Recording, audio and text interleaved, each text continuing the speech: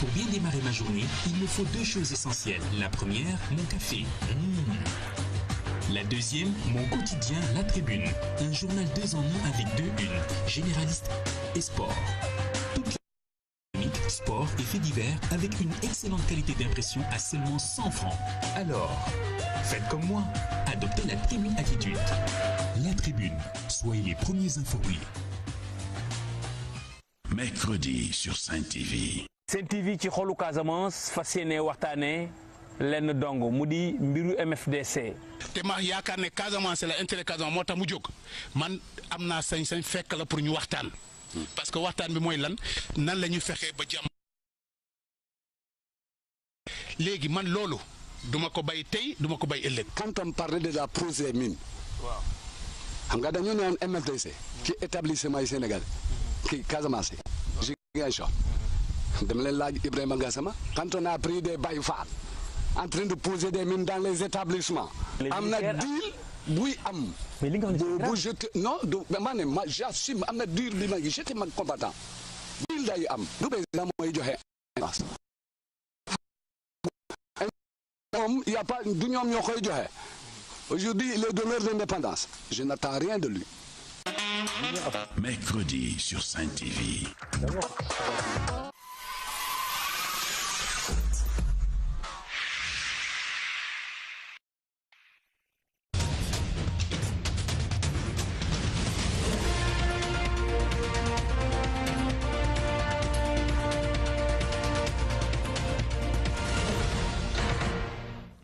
Vous suivez le 1945. Bonsoir à tous et bienvenue ce soir dans l'actualité refonte du fichier électoral. Le groupe des non-alignés grince des dents, selon leur porte-parole, Maître Abdoulaye Babou. La décision du gouvernement de présenter le projet de loi en procédure d'urgence à l'Assemblée à l'endroit des acteurs de la concertation. Jusque-là stabilisé et maintenu à un prix raisonnable, le prix du pain file droit vers une augmentation. C'est ce qu'a annoncé aujourd'hui le président de la Fédération nationale des boulangers du Sénégal, à suivre dans cette édition. Dans l'actualité sportive, nous reviendrons sur l'élimination de la judokate sénégalaise Hortense Diédhiou des JO de Rio. L'espoir parallèle la championne qui a critiqué la gestion du sport sénégalais.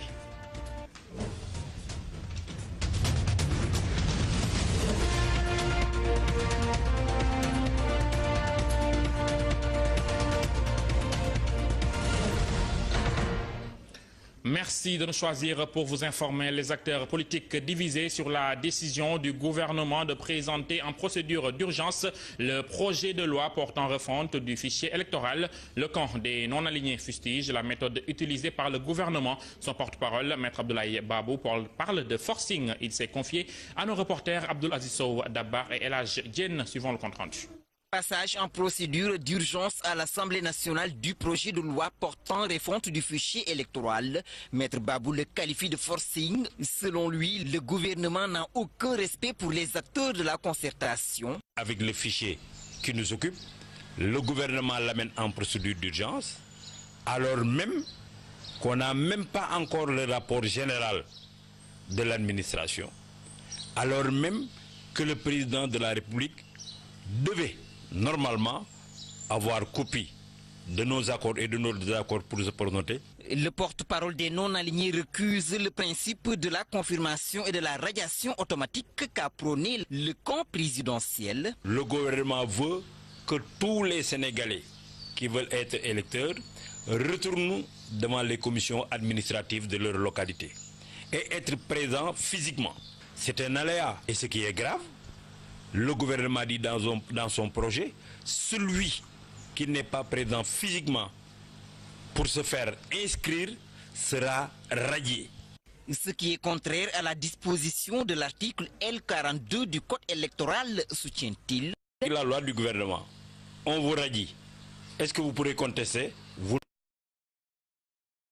Parce qu'attaquer la loi, ça se fait devant le Conseil constitutionnel et l'électeur n'est pas membre, n'est pas député.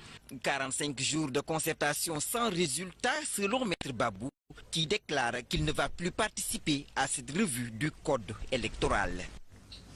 Dans le même registre, la société civile émet des réserves selon la plateforme des acteurs de la société civile pour la transparence des élections. Cette façon de faire du gouvernement pourrait rendre le pays ingouvernable. Les acteurs de cette plateforme proposent en urgence la création d'une commission permanente pour accompagner l'État durant tout le processus. Reportage Mambengay. Les travaux n'ont duré que 45 jours alors que le document final n'est pas bouclé. L'arbitrage du président de la République. Et pourtant, le gouvernement a décidé de présenter en procédure d'urgence devant la commission des lois de l'Assemblée nationale le projet de loi portant refonte du fichier électoral, procédure qui peut avoir des conséquences négatives. Cela peut amener à une cristallisation des positions et par conséquent, cela peut conduire à un climat politique et social tendu. Cela peut augurer de conflits pré- et post-électoraux, préjudiciable à la stabilité du pays. L'idéal pour la plateforme des acteurs de la société civile pour la transparence des élections serait que, à défaut d'un consensus, que l'aspect sur lequel il y a des divergences, qu'on attende que cet aspect fasse l'objet d'arbitrage au niveau des chiffres de loi à l'Assemblée nationale. L'État pourrait se rattraper si les recommandations de la société civile sont prises en compte. Il y a une commission permanente dans laquelle toutes les composantes sont représentées pour accompagner tout le processus de refonte. La deuxième recommandation que nous avons faite, qui est forte, c'est que le gouvernement travaille à place un fichier national de référence, un cadastre national des fichiers personnels. Même si la refonte du fichier électoral est une urgence partagée par tout le monde, de solutions, retenez que sa faisabilité n'a fait qu'accentuer la division entre l'opposition et le pouvoir. Le Haut Conseil des collectivités territoriales est légitime, mais les Sénégalais n'en ont pas besoin. C'est l'avis du directeur de publication du quotidien La Gazette. Selon Papa Amadou Fall, cette institution risque de fragiliser la mouvance présidentielle qui ne s'entend pas sur la répartition des postes. Toutefois, il estime que nul n'est mieux placé que Ousmane Tanor Dieng pour occuper la présidence du Haut Conseil des collectivités territoriales. Nous allons voir ça avec Papa Amadou Sy. Le partage du gâteau se poursuit au sein de la mouvance présidentielle. Cette fois-ci, c'est le Haut Conseil des collectivités territoriales qui est servi aux derniers oubliés. Le Haut Conseil, c'est un instrument nouveau, donc on le lise comparativement au Sénat, voire à l'Assemblée nationale. C'est une posture de prestige. Pour des raisons et ambitions diverses, personne ne veut être en reste, d'où des tiraillements dans le camp marron beige.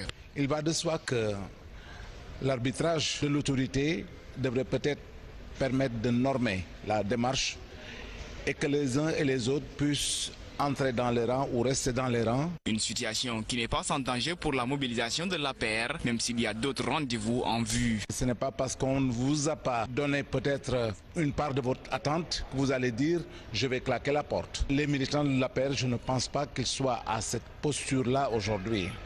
Au contraire, je pense qu'il y a d'autres élections en vue, notamment les législatives qui doivent se tenir en 2017. Ousmane Tanor Dieng pressenti pour diriger l'institution, un choix judicieux selon Pape Amadou Fall. C'est un partenaire très fidèle qui a été cohérent depuis 2012 et qui a exercé de très hautes fonctions dans ce pays, qui peut valoir le choix judiciaire de la part de Macky Sall.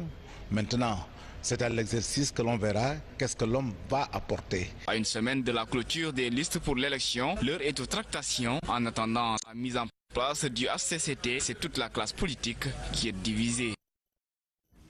Les résultats de l'étude sur la faisabilité des mécanismes de financement innovants ont été dévoilés ce matin. Ces mécanismes vont permettre de mobiliser plus de ressources financières que dans le passé et garantir l'efficacité dans l'exécution. Détail avec Abraham Poulpouy. L'avocat a d'abord dénoncé l'attitude de l'État qui est resté silencieux sur les décisions rendues par le tribunal arbitral des Nations Unies saisi par son client Bibo Bourgi. L'État ne communique pas de manière objective parce que Bibo Bourgi a initié une procédure devant le tribunal arbitral relevant des Nations Unies. Et si vous vous souvenez très bien, ce tribunal arbitral avait ordonné à l'État du Sénégal, dans un délai de 20 jours, de permettre à M. Bibo Bourgi d'aller se soigner en France. Donc cette décision était tombée, parce que c'est des décisions qui leur sont défavorables. Et en temps opportun, ces décisions seront portées à la connaissance. L'avocat est catégorique. La plainte déposée auprès du tribunal arbitral de la Banque mondiale n'est pas de son client. Que Bibo Bourgi n'était même pas concerné par cette procédure, puisqu'il n'a pas engagé cette procédure-là. Cette procédure a été engagée par des sociétés.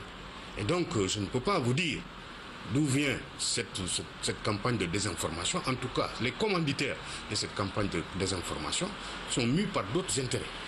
Maître Baboucar Sissé a apporté des précisions sur la plainte des sociétés mères des groupes AHS dont on implique son client Bibo Bourgi. Nous avons usé des procédures parce que vous avez remarqué que depuis lors, nous ne communiquons pas sur cette affaire. Parce que simplement, nous avons saisi les juridictions et nous attendons dans la plus grande sérénité. L'avocat reste persuadé que le droit sera dit un jour et son client innocenté. Mouvement d'humeur au district sanitaire de Kolda. Les agents de santé communautaire observent une grève de 48 heures depuis ce lundi. Ils ont tenu un sitting pour exiger le recrutement, mais aussi le redressement des primes qui leur sont octroyées. La mairie, interpellée par le biais du secrétaire général, selon le secrétaire général, dit être consciente de cette situation qui est en train d'être étudiée. Suivons le reportage de Pape Kadiali Badji. Les agents de santé communautaire au niveau du district sanitaire de Kolda sont en colère. Ils sont en sitting depuis ce lundi et cela pour plusieurs raisons. Ce recrutement du personnel communautaire par la mairie et le comité de santé. L'augmentation des motivations du personnel qualifié. Le versement des cotisations à l'IPRES et à la Caisse de sécurité sociale. Le quatrième point, l'augmentation des primes de garde et de permanence du personnel communautaire.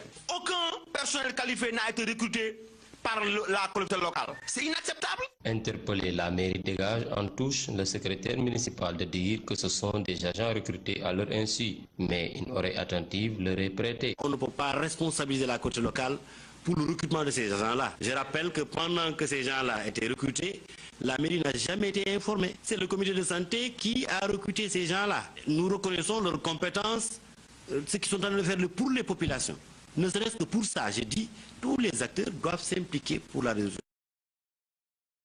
Ils sont incontournables dans cette structure. C'est pourquoi ils trouvent inacceptables leurs conditions. Aujourd'hui, ce centre de santé-là ne peut pas fonctionner sans ce personnel communautaire. Aujourd'hui, c'est des mères de famille qui ne perçoivent que 18 000 francs, 30 000 francs, 25 000 francs à la fin. Nous disons que c'est une situation qui est inacceptable et précaire. Donc aujourd'hui... Dans tous les cas, ce sont des agents très déterminés qui ont dit vouloir continuer la grève à une vitesse supérieure si rien n'est fait d'ici les jours à venir. À Pékin, plusieurs personnes ont protesté cet après-midi pour dénoncer l'émission du directeur de l'hôpital de la localité dans la construction des cantines en face de l'hôpital. Ces personnes ont aussi réclamé des infrastructures sociales de base dans la réserve foncière du camp de Thiaroye. Suivons le reportage de Younous Abal. Montre que les populations de Thiaroye-Gare ne sont pas contentes du directeur de l'hôpital de Pékin. Elles ont été très dures avec lui. La suspension des travaux de cantinisation en face de l'hôpital de Pékin constitue une pilule amère à avaler pour ces populations. Elle dénonce l'immixtion du directeur de l'hôpital dans les affaires de la commune. Cette parcelle de terre appartient à la commune de Thiaroye-Gare. Donc pourquoi un directeur qui est nommé d'initier dans une vie communale, dans la vie de notre commune? Nous voulons qu'il s'écarte, qu'il respecte ce qu'il est venu faire ici. Son travail, il fait son travail. Maintenant, la gestion de la commune incombe aux autorités locales. La marche de protestation pacifique qu'elles ont organisée a servi aussi de cadre aux populations pour réclamer la construction d'équipements sociaux collectifs dans le camp de Thiaroye. Dans le département de Pékin, il existe uniquement que le camp de Thiaroye comme réserve foncière disponible. Et cette réserve foncière appartient à la population. crucial pour nous de revendiquer ce que nous est de droit. Nous avons des problèmes de cimetières. Maintenant, nous voulons que dans le camp de Thiaroye, que l'on érige des cimetières, un stade municipal, multiservice. Le lycée de Thiaroye Gare. Le lycée de Thiaroye Gare est presque plein. Sous-préfecture, une caserne de sapeurs-pompiers. La procession a pris fin à une centaine de mètres de l'hôpital de Pikine sous l'œil vigilant des forces de l'ordre. Elle a été précédée par une conférence de presse à la salle de délibération de la mairie de Thiaroye. Le prix du pain risque de connaître une hausse. C'est la crainte de la Fédération nationale des boulangers du Sénégal. Selon son président, les importations de blé ont dépassé la barre des 500 000 tonnes, ce qui selon lui peut être un facteur de hausse. L'information a été donnée ce matin à l'occasion du lancement de la caravane d'information et de sensibilisation du pain dolé aux parcelles Zasseni, compte rendu Alassane Balti. La boulangerie Salam de l'unité 20 des parcelles Zasseni a abrité la cérémonie de lancement de la caravane d'information et de sensibilisation du pain dolé. L'objectif étant de promouvoir le consommer local. Les apports nutritionnels du pain dolé, mais aussi ce que ce projet peut apporter le pays. Tout simplement pour information, des importations de plus de 500 000 tonnes cette année. Et en 2020, la projection peut aller jusqu'à 1 million de tonnes. Si nous n'avons pas ce type de projet, le prix du pain pourrait être triplé ou même quadruplé. Le maire des parcelles qui s'est félicité de l'initiative invite les boulangers à s'inscrire dans la légalité. Il y a des boulangeries qui ne sont pas en règle, qui ne respectent pas de travail et de production. Donc par rapport à tout cela, aujourd'hui avec la fédération,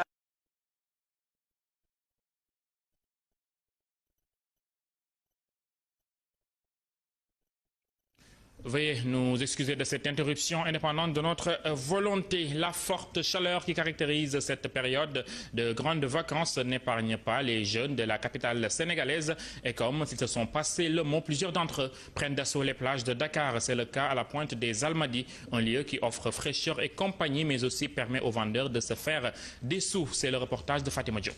Vacances oblige, les plages sont remplies de monde, surtout les week-ends. Des baignades par-ci et par-là, nous sommes ici à la plage de la pointe des Almadies. À peine arrivé ici, l'odeur de la fumée du poisson grillé qui titille nos narines. Ici, on a alors l'embarras du choix. Amna thiof, amna dorade, amna capitaine, amna sompat, amna ñom keur, ñom gambas, amna yoy yep. Vendeuse de poissons, en cette période de vacances, elle se frotte vraiment les mains. Mais week-end bi daal lay tane temps en temps rek. Seerul noonu de. Ça dépend rek si jën yi ñooy xool bi ñu bëgg rek ñu defal leen ba mu baax. Ces vacances riment également avec une baignade nocturne. Selon ces jeunes venus prendre du beau temps à la plage et d'avis que c'est la nouvelle tendance.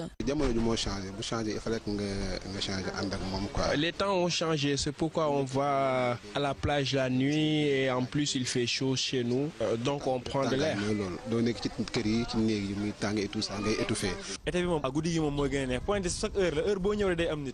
Pour lui, il n'y trouve c'est que des fois dana am ñoo xam ne dina ci gis neneen parce que àdduna bi moom ñu bon ñi ñoo yàq ñu baax ñi. Les vacances de 2016 sont pleines d'engouement dans les plages de Dakar. Les jeunes et les vacanciers venus d'ailleurs pour profiter de nos plages. Par ailleurs, on note de très avec fashion des maillots de bain des jeunes filles. Le métier de la sculpture est aujourd'hui menacé de disparition, se désole la Fédération des Laobés du Sénégal et de la diaspora. Ses responsables étaient en barre dans le département de Gossas pour remobiliser leurs troupes. À l'occasion, ils ont émis le souhait de voir le nombre de députés augmenter pour leur permettre d'avoir des représentants à l'Assemblée nationale, suivant le reportage d'Abdoulaye Gagne. Tournée dans le département de Gossas, la Fédération des Laobés du Sénégal et de la diaspora se dit être fière de son appartenance ethnique. C'est décomplexé, ils doivent se manifester, ces directeurs de société, ces députés Laobés. En tout cas, nous sommes fiers d'être Laobés. Ainsi, il estime que le métier de la sculpture est menacé, suffisant pour qu'il tire la sonnette d'alarme. Tant kg de bois mort à 7500 francs pour ensuite en produire 2 objets sculptés revendus à 10 000 francs. Cela ne peut pas nourrir son homme. Au finish, les pratiquants vont embrasser d'autres métiers compromettant du coup l'avenir de notre métier. Par ailleurs, l'augmentation du nombre de sièges à l'Assemblée nationale constitue également un point inscrit à l'ordre du jour. 200 députés pour Manassaïtou. J'estime très petit les 10 députés affectés à la diaspora. Il faut qu'elle ait 30 députés au moins, comme ça on aura 200 députés. À cet effet, il salue la création du Haut Conseil des collectivités locales qui constitue selon lui un début de solution aux problèmes qui freinent le contrôle citoyen. Dans l'actualité sportive, le président de la Ligue sénégalaise de football professionnel ambitionne de chercher des partenaires pour pouvoir vendre le football local, dit-il. Il se prononce ici sur la fin du contrat qui lie sa structure à Orange et la 2STV. Au micro d'Aïcha Kamara. Faire au moins aussi bien que cette saison. La saison prochaine, nous allons avoir 2 compétitions africaines, la CAN. Nous allons également avoir la CAN U20 au moins il faudra effectivement avoir une excellente maîtrise du calendrier. L'autre innovation qui va retenir toute notre attention, c'est l'amélioration des conditions économiques de la Ligue. Nous avons 2 contrats qui arrivent à échéance. Le contrat avec Orange, pour lequel les négociations vont démarrer, mais également le contrat avec la 2STV. Mais également, nous allons essayer d'identifier dans tous les secteurs de l'économie sénégalaise des entreprises que nous allons effectivement aller voir, des marchés, de manière à ce qu'ils puissent venir accompagner le football. C'est la fin de ce journal. Merci de l'avoir suivi. Bonne suite de programme sur Sen TV. Merci encore. Au revoir.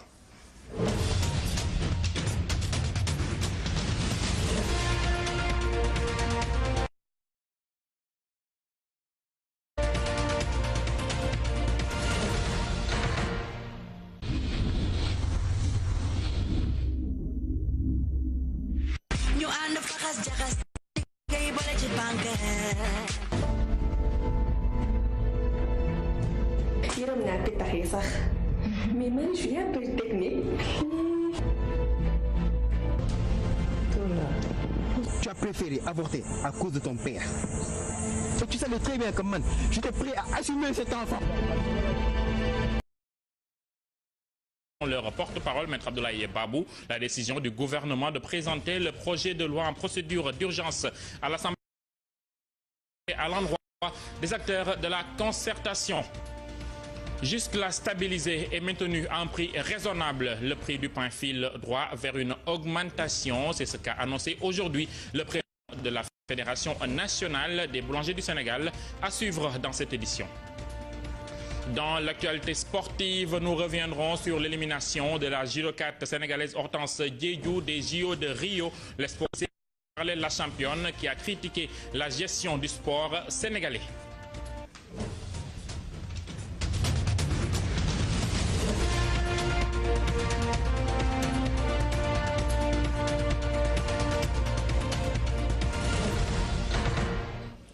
Merci de nous choisir pour vous informer. Les acteurs politiques divisés sur la décision du gouvernement de présenter en procédure d'urgence le projet de loi portant refonte du fichier électoral. Le camp des non-alignés fustige la méthode utilisée par le gouvernement. Son porte-parole, Maître Abdoulaye Babou, parle de forcing. Il s'est confié à nos reporters Abdoul Aziz Sow Dabbar et El Hadj Diène, suivant le... On vous redit. Est-ce que vous pourrez contester? Vous... Parce qu'attaquer la loi, ça se fait devant le Conseil constitutionnel et l'électeur n'est pas membre, n'est pas député. 45 jours de concertation sans résultat selon Maître Babou, qui déclare qu'il ne va plus participer à cette revue du code électoral. Dans le même registre, la société civile émet des réserves selon la plateforme des acteurs de la société civile pour la transparence des élections. Cette façon de faire du gouvernement pourrait rendre le pays ingouvernable. Les acteurs de cette plateforme proposent en urgence la création d'une commission permanente pour accompagner l'État durant tout le processus.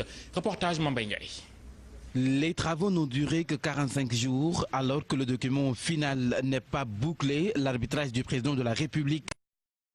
Et pourtant, le gouvernement a décidé de présenter en procédure d'urgence devant la commission des lois de l'Assemblée nationale le projet de loi portant refonte du fichier électoral, procédure qui peut avoir des conséquences négatives. Cela peut amener à une cristallisation des positions et par conséquent, cela peut conduire à un climat politique et...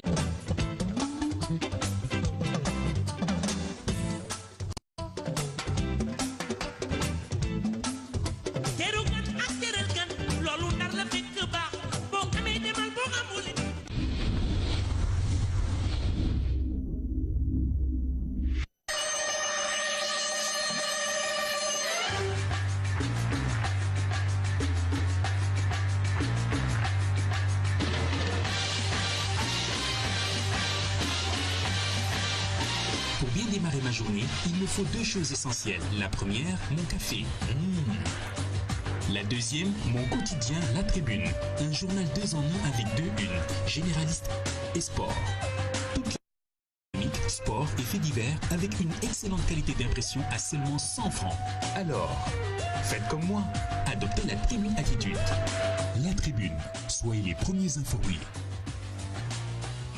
Mercredi sur Sen TV. Sen TV ci xolu Casamance fas yéene waxtaane lenn dong mu di mbiru MFDC. te ma yaakaar ne Casamance la intérêt Casamance moo tax mu jóg man am naa sañ-sañ fekk la pour ñu waxtaan parce que waxtaan bi mooy lan. Passage en procédure d'urgence à l'Assemblée nationale du projet de loi portant refonte du fichier électoral. Maître Babou le qualifie de forcing. Selon lui, le gouvernement n'a aucun respect pour les acteurs de la concertation. Avec le fichier qui nous occupe, le gouvernement l'amène en procédure d'urgence, alors même qu'on n'a même pas encore le rapport général de l'administration, alors même que le président de la République devait normalement avoir copie de nos accords et de nos désaccords pour se prononcer. Le porte-parole des non-alignés recuse le principe de la confirmation et de la radiation automatique qu'a prôné le camp présidentiel. Le gouvernement veut que tous les Sénégalais qui veulent être électeurs retournent devant les commissions administratives de leur localité et être présents physiquement.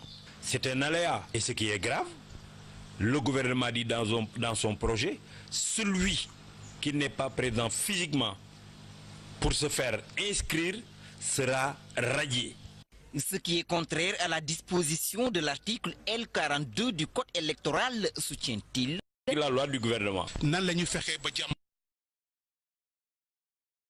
légui man lolu duma ko bay tay duma ko bay ëlëk. Quand on parlait de la prosémine, xam nga dañu ñaan MFDC qui établissement du Sénégal qui Casamance Ziguinchor dama leen laaj Ibrahima Gassama quand on a pris des bayfal en train de poser des mines dans les établissements am na deal buy am bu jeté non ma j'assume am na deal bi ma jeté mag combattant deal day am du président mooy joxe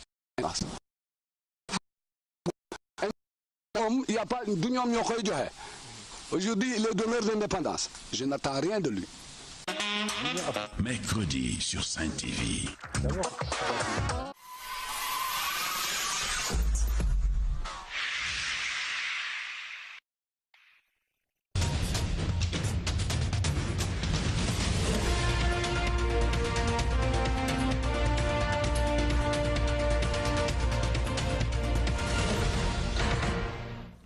Vous suivez le 1945. Bonsoir à tous et bienvenue ce soir dans l'actualité refonte du fichier électoral. Le groupe des non-alignés grince des dents selon